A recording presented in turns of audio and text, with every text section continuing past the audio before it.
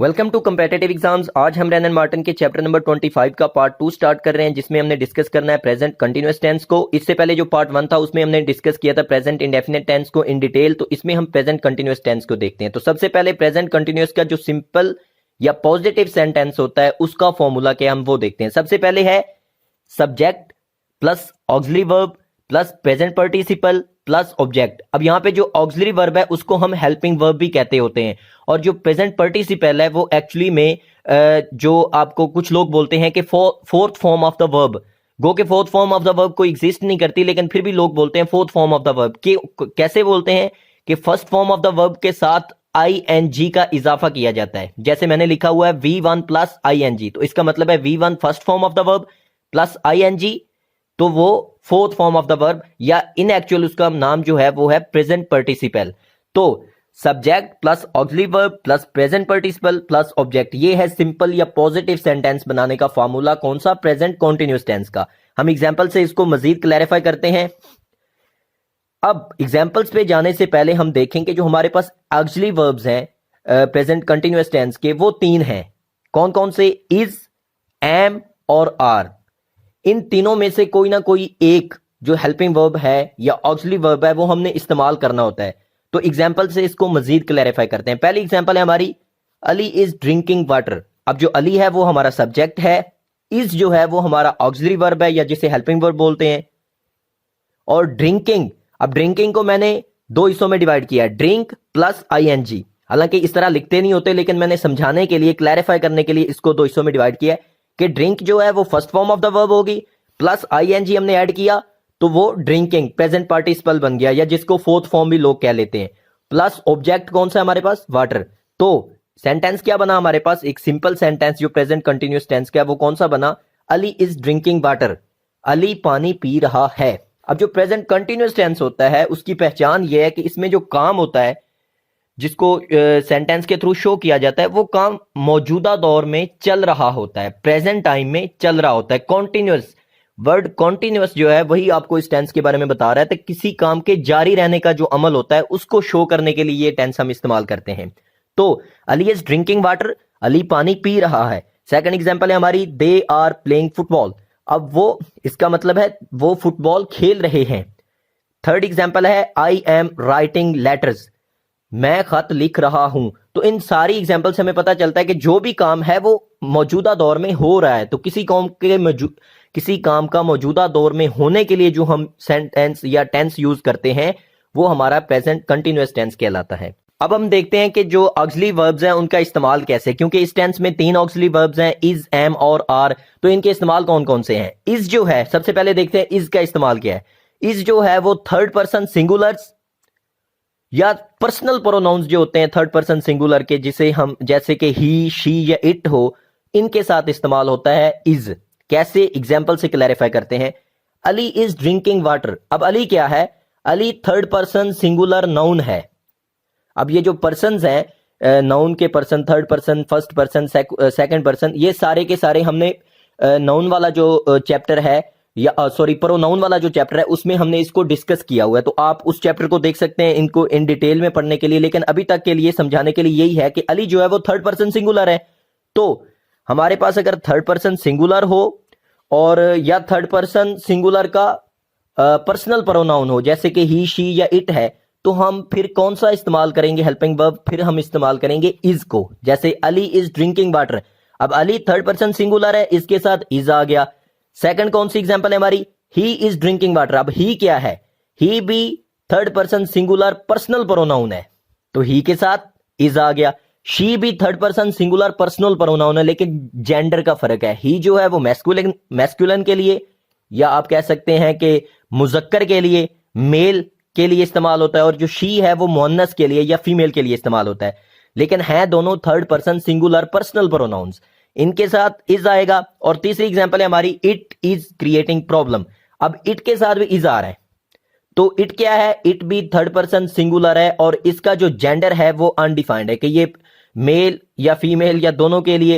Actually में ये non living things के लिए इट इस्तेमाल होता है। तो ही, शी, इट या थर्ड पर्सन सिंगुलर के साथ हम इज का इस्तेमाल करेंगे। दूसरा जो हमारा ऑक्सिलरी वर्ब है प्रेजेंट कंटिन्यूअस टेंस का वो है एम। तो एम का इस्तेमाल क्या है, एम सिर्फ फर्स्ट पर्सन सिंगुलर या उसका जो पर्सनल प्रोनाउन है फर्स्ट पर्सन सिंगुलर का, जिसको आई कहा जाता है, आई के साथ इस्तेमाल होता है। एग्जाम्पल है हमारे पास आई एम वर्किंग हार्ड। दूसरी एग्जाम्पल है आई एम ड्रिंकिंग वाटर, कि मैं पानी पी रहा हूं। अब आई के साथ एम इस्तेमाल होगा तो आप कह सकते हैं कि एम का सिर्फ एक इस्तेमाल है, एम सिर्फ और सिर्फ आई के साथ आएगा। एम जो ऑक्सिलरी वर्ब है प्रेजेंट कंटीन्यूअस टेंस का, वो सिर्फ और सिर्फ आई के साथ आएगा। आई क्या है, आई फॉर पर्सनल प्रोनाउन है, कौन सा, third person first person singular. First person singular का जो पर्सनल प्रोनाउन है वो आई है और आई के साथ एम आएगा हमेशा, आई के अलावा एम किसी के साथ नहीं आएगा। तीसरा जो हमारा ऑक्सिलरी वर्ब है या जिसे हम हेल्पिंग वर्ब बोलते हैं प्रेजेंट कंटीन्यूअस टेंस का, वो है are, A R E R. अब आर के क्या क्या इस्तेमाल आते हैं, ये किन किन के साथ आता है, ये आता है फर्स्ट पर्सन प्लूरल्स या पर्सनल प्रोनाउन जो है फर्स्ट पर्सन प्लूरल का, जैसे वही है हमारे पास। फर्स्ट पर्सन सिंगुलर जो है वो आई होता है और जो प्लूरल है वो वही होता है। ये जो पर्सन्स हैं या इनके जो चीजें हैं, ये सारी की सारी हम प्रोनाउन वाले चैप्टर में इन डिटेल डिस्कस करके आए हुए हैं। अगर आपने पहले पढ़ी हुई है तो आपको ये समझने में, अंडरस्टैंड करने में इजी हो जाएगा, लेकिन अगर आपने नहीं पढ़ी तो आप उस चैप्टर को पहले देखें, उसमें ये first person, second person, third person singular, plural, gender वगैरह ये सब डिस्कस है इन डिटेल। फिर आके इस पे आए, फिर आपको इजीली अंडरस्टैंडिंग हो जाएगी इस चीज की। तो यहां तक के लिए फर्स्ट पर्सन प्लूरल जो है वो हमारे पास वी है, सेकंड पर्सन सिंगुलर प्लूरल हमारे पास यू होता है एक ही, और थर्ड पर्सन जो प्लूरल है वो हमारे पास दे है। पर्सनल प्रोनाउन की यहां पे बात हो रही है। तो इन शॉर्ट आप कह सकते हैं वी, यू और दे के साथ जो है वो आर का इस्तेमाल होगा। कैसे, एग्जांपल है हमारे पास, वी आर ड्रिंकिंग वाटर, हम पानी पी रहे हैं। You are a good boy, तुम एक अच्छे लड़के हो। अब यहां पे आपने देखना है यू के दो सेंटेंसेस हैं एग्जांपल्स में, you are a good boy, दूसरी एग्जांपल है यू आर गुड फ्रेंड्स। अब पहले का मतलब है तुम एक अच्छे लड़के हो, दूसरा सेंटेंस तुम अच्छे दोस्त हो। अब बॉय एक है और फ्रेंड्स मोर देन वन। तो यहां कहने का मतलब यह है कि जो सेकंड पर्सन है उसमें सिंगुलर और प्लूरल्स के लिए एक ही पर्सनल प्रोनाउन है और वो यू है, कि जमा के लिए भी यू होता है और वाहिद के लिए भी यू होता है, वन के लिए भी यू और मोर देन वन के लिए भी यू। इसीलिए you are a good boy, you are good friends. So दोनों के साथ आएगा आर ही। सो चौथी एग्जांपल हमारी है वो है दे आर प्लेइंग क्रिकेट, कि वो क्रिकेट खेल रहे हैं। अब दे जो है वो है थर्ड पर्सन प्लूरल, तो इसके साथ भी आर का इस्तेमाल हम करेंगे। तो यहां पे हम कह सकते हैं कि वी, यू और दे के साथ आर आएगा। अब इन नेटशेल अगर हम बात करें, पूरी की पूरी को कवर करें एक ही सेंटेंस में, तो वो ये होगा कि ही, शी और इट जो है, अगर ये पर्सनल प्रोनाउंस हो तो इनके साथ हम हेल्पिंग वर्ब इज का इस्तेमाल करेंगे। प्रेजेंट कंटिन्यूअस टेंस की ये बात हो रही है। और अगर पर्सनल प्रोनाउन आई हो तो आई के साथ हम एम का इस्तेमाल करेंगे, और अगर पर्सनल प्रोनाउन वी, यू या दे में से कोई भी हो तो उसके साथ हम आर का इस्तेमाल करेंगे। तो ये एक आप कह सकते हैं कि याद करने के लिए एक छोटी सी एक आप कह सकते हैं एक बॉक्स बना के इसको याद ज़हन में बिठाने के लिए। अगर आपने इन डिटेल करना है तो फिर आपको पता होना चाहिए कि ही कौन सा है, ये फर्स्ट पर्सन है या सेकंड पर्सन है या थर्ड पर्सन है, तो ये चीजें आपको मालूम होनी चाहिए। लेकिन याद करने के लिए ये काफी है कि ही, शी, इट के साथ इज है, आई के साथ एम है, और वी, यू या दे में से अगर कोई भी पर्सनल प्रोनाउन तो उसके साथ हम आर का इस्तेमाल करेंगे। अब पर्सनल प्रोनाउन डिस्कस करने के बाद हम देखते हैं कि जो हमने पहले पॉजिटिव फॉर्मूला बनाया था पॉजिटिव सेंटेंसेस के लिए, अब उसी फॉर्मूला से हम डिराइव करते हैं नेगेटिव और इंट्रोगेटिव सेंटेंस बनाने के लिए फॉर्मूला। तो नेगेटिव सेंटेंस बनाने के लिए जो हमारे पास फॉर्मूला वो है subject plus auxiliary verb plus not plus present participle plus object. अब आप गौर करें तो इसमें सिर्फ एक ही छोटा सा डिफरेंस है, एक ही छोटा सा डिफरेंस है, और वो क्या है कि ऑक्सिलरी वर्ब के बाद हमने नॉट को ऐड किया है। सिर्फ ऑक्सिलरी वर्ब के बाद नॉट को लगा देने से हम प्रेजेंट कंटिन्यूअस टेंस के नेगेटिव सेंटेंसेस बना सकते हैं। कैसे, एग्जांपल से हम अंडरस्टैंड करते हैं। Ali is not drinking water, कि सिर्फ ऑक्सिलरी वर्ब जो इज है उसके बाद हमने नॉट लगाया और हमारा नेगेटिव सेंटेंस बन गया कि अली पानी नहीं पी रहा। दूसरा है they are not playing football, वो फुटबॉल नहीं खेल रहे, तो नेगेटिव सेंटेंस है। लेकिन कर हम क्या रहे हैं, सिर्फ हम हेल्पिंग वर्ब के बाद नॉट का इजाफा कर रहे हैं। I am not writing letters, मैं खत नहीं लिख रहा, तो एम के बाद हमने सिर्फ नॉट का इजाफा किया तो हमारा नेगेटिव सेंटेंस बन गया। तो नेगेटिव सेंटेंसेस बनाने के लिए प्रेजेंट कंटिन्यूअस का जो पॉजिटिव सेंटेंस का फॉर्मूला है उसमें सिर्फ ऑक्सिलरी वर्ब के बाद आपने नॉट का एडिशन करना है कि हेल्पिंग वर्ब के बाद नॉट लगाएं और आपका नेगेटिव सेंटेंस बन गया। नेक्स्ट हम देखते हैं कि इंट्रोगेटिव जो सेंटेंसेस हैं वो कैसे बनाने हैं। तो इंट्रोगेटिव सेंटेंसेस बनाने के लिए जो हमारे पास फॉर्मूला वो है auxiliary verb plus subject plus present participle plus object. अब ऑक्सिलरी वर्ब हमने शुरू में लगा देना है, उसके बाद सब्जेक्ट आएगा। अगर हम प्रेजेंट कंटिन्यूअस का पॉजिटिव फॉर्मूला देखें तो उसमें सब्जेक्ट पहले था और उसके बाद ऑक्सिलरी वर्ब था। यहां पे सिर्फ ये डिफरेंस है कि इनकी जगह चेंज की गई है। ऑक्सिलरी वर्ब शुरू में हमने लगाना है, उसके बाद सब्जेक्ट आएगा, फिर वैसे ही जैसे पहले प्रेजेंट पार्टिसिपल था और फिर ऑब्जेक्ट। अब हम एग्जांपल से देखते हैं इसको। पहली एग्जांपल है इज अली ड्रिंकिंग वाटर, क्या अली पानी पी रहा है। अब यहां पे एक चीज मैं आपको क्लियर कर दूं कि इंट्रोगेटिव सेंटेंसेस जब भी किसी भी सेंटेंस का किसी भी टेंस का आपने बनाना है उसके एंड पे क्वेश्चन मार्क जरूर आएगा। क्वेश्चन मार्क के अलावा आपका जो इंट्रोगेटिव सेंटेंस है वो गलत होगा, क्योंकि पंक्चुएशन की बड़ी इंपॉर्टेंस होती है इंग्लिश, सही इंग्लिश और ग्रामेटिकली सही इंग्लिश लिखने में पंक्चुएशन की बहुत ज्यादा इंपॉर्टेंस होती है। इसलिए जब भी आप इंट्रोगेटिव सेंटेंसेस बनाएंगे उनके एंड पे क्वेश्चन मार्क जरूर आएगा। सो मे बी मैं क्वेश्चन मार्क को फॉर्मूला में ऐड ना करूं, लेकिन ये बाय रूल और आप कह सकते हैं कि एक मानी हुई बात है कि इंट्रोगेटिव के साथ आपने क्वेश्चन मार्क को ऐड करना है। तो यहाँ पे डिफरेंस सिर्फ ये है कि ऑक्सिलरी वर्ब या जिसे आप हेल्पिंग वर्ब बोलते हैं और सब्जेक्ट, इनकी जगह चेंज कर दी गई है। ऑक्सिलरी वर्ब शुरू में आ गया, उसके बाद सब्जेक्ट आ रहा है, फिर प्रेजेंट पार्टिसिपल फिर ऑब्जेक्ट। एग्जाम्पल हम दूसरी देखते हैं, आर दे प्लेइंग फुटबॉल, क्या वो फुटबॉल खेल रहे हैं। यहाँ पे हमारा जो ऑक्सिलरी वर्ब था हेल्पिंग वर्ब आर जो था वो शुरू में आ गया है, उसके बाद दे जो हमारा सब्जेक्ट है वो बाद में आया है, उसके बाद प्लेइंग फिर फुटबॉल। तो इसलिए आप कह सकते हैं कि इंट्रोगेटिव में सिर्फ एक चीज का करना है और वो है शफलमेंट, कि ऑक्सिलरी वर्ब शुरू में और उसके बाद सब्जेक्ट। तो ये था इंट्रोगेटिव सेंटेंसेस बनाने के लिए फॉर्मूला।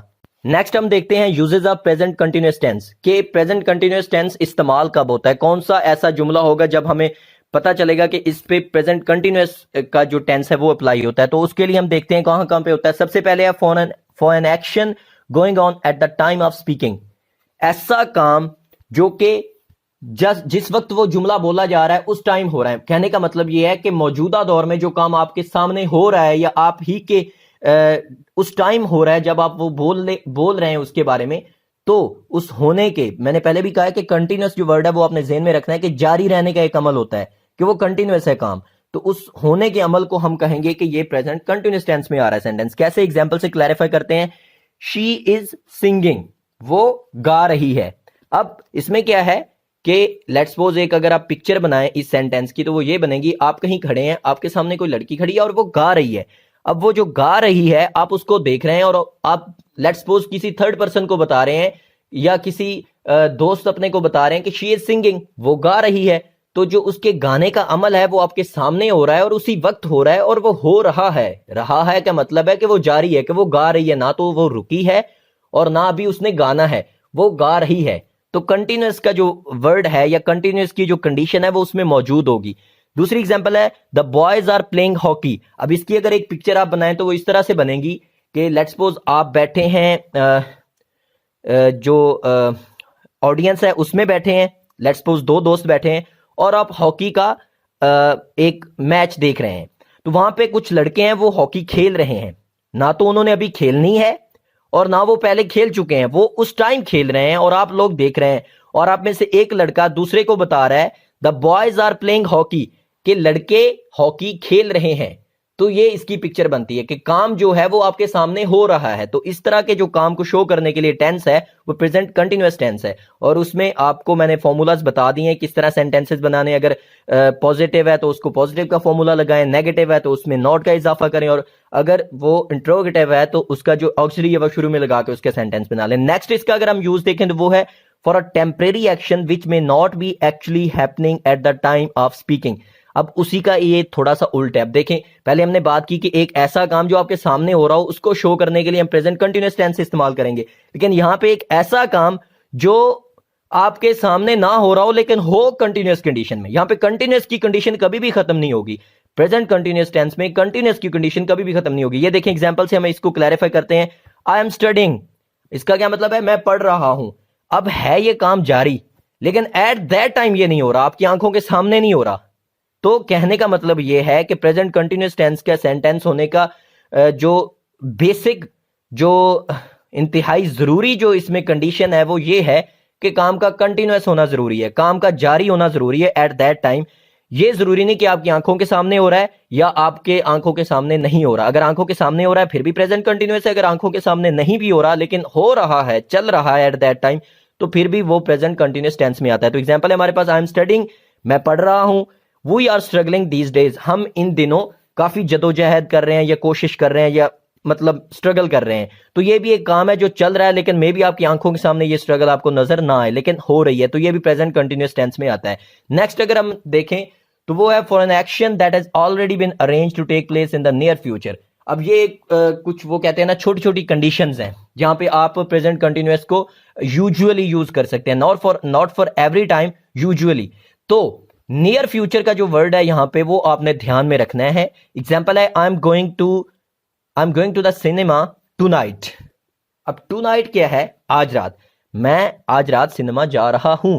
अब ये काम है जो कि होना है, लेकिन हम इसको फ्यूचर टेंस में ऐड नहीं करेंगे। क्यों? ये बिल्कुल नियर फ्यूचर में है। अगर नियर फ्यूचर में हो तो आप उसको प्रेजेंट कंटिन्यूअस में डाल सकते हैं। I am going to cinema tonight, मैं आज रात सिनेमा में जा रहा हूं। ठीक हो गया। दूसरी एग्जांपल है हमारी, my uncle is arriving tomorrow, मेरे जो अंकल हैं वो कल आ रहे हैं। अब ये जो कल है ये भी नियर फ्यूचर है, तो आप टू नाइट या टुमारो का जो सेंटेंस है उसके साथ नियर फ्यूचर की कंडीशन को देखते हुए और एक ऐसा काम जो अरेंज किया गया हो, सही है, उसकी आपको इंफॉर्मेशन हो, तो उसके लिए आप प्रेजेंट कंटिन्यूअस टेंस को इस्तेमाल कर सकते हैं। I am going to the cinema tonight, my uncle is arriving tomorrow. तो ये नियर फ्यूचर की कंडीशंस है दोनों।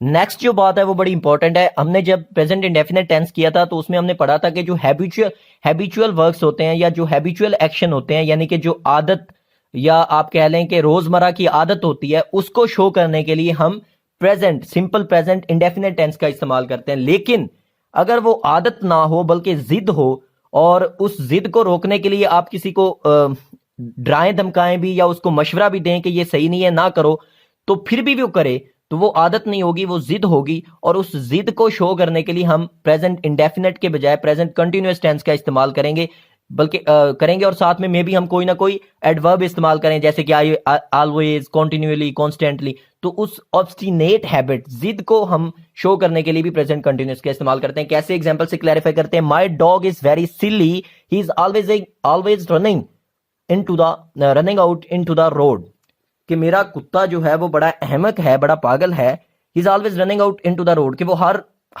वो हमेशा रोड पे जा रहा होता है। अब यहाँ पे क्या है कि जो मालिक, अब अगर इसकी हम एक पिक्चर बनाएं तो वो ये है कि जो मालिक है वो किसी को गिला कर रहा है अपने कुत्ते का, कि वो बड़ा ही अहमक है, कि मेरे रोकने के बावजूद भी वो हमेशा रोड पे जा रहा होता है। मे बी कल को उसका कोई एक्सीडेंट हो, लेकिन उसके कहने की जो सेंस है वो ये बनती है कि वो, उसको मैं रोकता भी हूं लेकिन फिर भी वो जा रहा होता है, तो वो बड़ा अहमक और सिल्ली है। अब ये डॉग की आदत नहीं है, ये उसकी एक तरह से आप कह लें जिद है, ऑब्स्टिनेट हैबिट है। तो इस तरह की जिद्दी हैबिट को शो करने के लिए, जिसको रोकने के लिए आप किसी को मना भी करें या वार्निंग भी दें फिर भी वो ना रुक रहा हो, तो उसको शो करने के लिए भी आप प्रेजेंट कंटिन्यूअस टेंस का इस्तेमाल करेंगे। क्यों करेंगे? क्योंकि उसमें भी एक कंटिन्यूअस के एलिमेंट आ गया है, कि वो भी लगा हुआ है, रोकने के बावजूद भी जारी है। तो कंटिन्यूअस के एलिमेंट कहीं भी आपको डूबता हुआ नजर नहीं आएगा इस प्रेजेंट कंटिन्यूअस टेंस में। सो उस ऑब्स्टिनेट हैबिट को शो करने के लिए भी आप प्रेजेंट कंटिन्यूअस टेंस का इस्तेमाल कर सकते हैं। नेक्स्ट हमारे पास कुछ ऐसे वर्ब्स हैं जो कि उनके मीनिंग की वजह से हम उन्हें इस्तेमाल नहीं कर सकते प्रेजेंट कंटिन्यूअस टेंस में। क्यों? क्योंकि उनके मीनिंग में कोई ऐसी सेंस मौजूद होती है जो कि हमारे प्रेजेंट कंटिन्यूअस टेंस में उनको इस्तेमाल करना ऑकवर्ड है। गो के वो यूज हो सकते हैं, ग्रामेटिकली सेंटेंस गलत नहीं होगा, लेकिन उनको यूज करना ऑकवर्ड लगेगा, कि वो सेंटेंस की जो परसेप्शन है वो सही नहीं जाएगी। तो वो कौन कौन से हैं? वो कुछ वर्ब्स ऑफ परसेप्शन है, जैसे सी, हियर, स्मेल, नोटिस। और वर्ब्स ऑफ अपीयरिंग है, appear, look, seem. Verbs of emotion है, वांट, विश, डिजायर, फील। ये सारे इमोशंस है ना, लव, हेट, ये इमोशंस है हमारे। वर्ब्स ऑफ थिंकिंग है, आप सोच रहे हैं, थिंकिंग या सपोजिंग या बिलीविंग या एग्री, कंसीडर, ट्रस्ट, ये सब थिंकिंग के रिलेटेड है। और पोसेशन के जो वर्ब्स हैं, जैसे हैव, ओन या पोसेस, तो इन सारे वर्ब्स को इनकी मीनिंग की वजह से हम कंटिन्यूअस फॉर्म में इस्तेमाल नहीं कर सकते। क्यों नहीं कर सकते? एग्जांपल से देखते हैं। ये आपके सामने रॉन्ग सेंटेंसेस हैं, ये राइट सेंटेंसेस हैं। अब रॉन्ग में कौन सा है? These grapes are tasting sour. अब ये रॉन्ग है। क्यों रॉन्ग है? इसके लिए हम अगर इससे अच्छा सेंटेंस बनाना चाहें तो वो होगा दीज ग्रेप्स टेस्ट सोर, कि इन अंगूरों का जो जायका है वो खट्टा है। अब टेस्टिंग गो के अब अगर हम इसको ग्रामेटिकली एनालाइज करने बैठ जाएं तो ये गलत नहीं होगा, लेकिन ये गलत क्यों है? सेंस वाइज गलत है। क्यों? टेस्टिंग। अब ये जो जैका किसी चीज का होना, वो एक कॉन्टिन्यूस अमल नहीं होता, वो फौरी आपको पता चल जाता है। तो ये इसमें ना एक बड़ी बारीक सी बात है समझने के लिए। I am thinking, second example देखें, I am thinking you are wrong. अब क्या है, इसका मतलब ये बनता है कि मैं सोच रहा हूं तुम गलत हो। लेकिन अगर इसकी जगह पे सेंटेंस हो I think you are wrong, मेरे ख्याल में तुम गलत हो, तो इसका मतलब है ये जो थिंकिंग का प्रोसेस है ये आपका कंप्लीट हो जाना चाहिए। तो थिंकिंग कॉन्टिन्यूस में गलत लगती है। शी इज सीमिंग, सीमिंग का मतलब है लगना, किसी चीज का अपीयर होना। शी इज सीमिंग सैड, और इसके बराबर अगर हम राइट सेंटेंस देखें तो वो है शी सीम्स सैड, कि वो दुखी लगती है। अब शी इज सीमिंग सैड, वो दुखी लग रही है, इसका मतलब ये है कि वो एक कॉन्टिन्यूस अमल है, वो दुखी लग रही है, तो वो उसकी सेंस खराब होती है। लेकिन अगर शी सीम्स सैड को हम देखें तो वो बनेगा ये दुखी है या वो दुखी है। तो इसका अब अगर हम इन अ नटशेल बात करें तो वो ये होगी कि कुछ ऐसे वर्ब्स हैं जिनको हम मीनिंग की बिना पर उनके मीनिंग को देखते हुए प्रेजेंट कंटिन्यूअस टेंस में इस्तेमाल नहीं करेंगे। तो वो यही वाले वर्ब्स हैं, वर्ब्स ऑफ परसेप्शन या पेयरिंग या इमोशन से रिलेटेड। तो इनको हम अगर इस्तेमाल कर लें तो ये ग्रामेटिकली गलत नहीं होंगे, लेकिन सेंस वाइज गलत होंगे। सो आप अगर प्रेफर करना चाहें, तरजीह देना चाहें, तो वो आप राइट वाले जो लिखे हुए हैं उनको देंगे, ना कि लेफ्ट वाले जो कि रॉन्ग है उनको। तो यहाँ पे जो पार्ट 2 है चैप्टर नंबर 25 का वो कंप्लीट होता है। अगर आप इस चैनल पे फर्स्ट टाइम है तो चैनल को सब्सक्राइब करें और साथ में बेल आइकन का बटन दबाएं ताकि हर आने वाले लेक्चर का नोटिफिकेशन आपको मिलता रहे।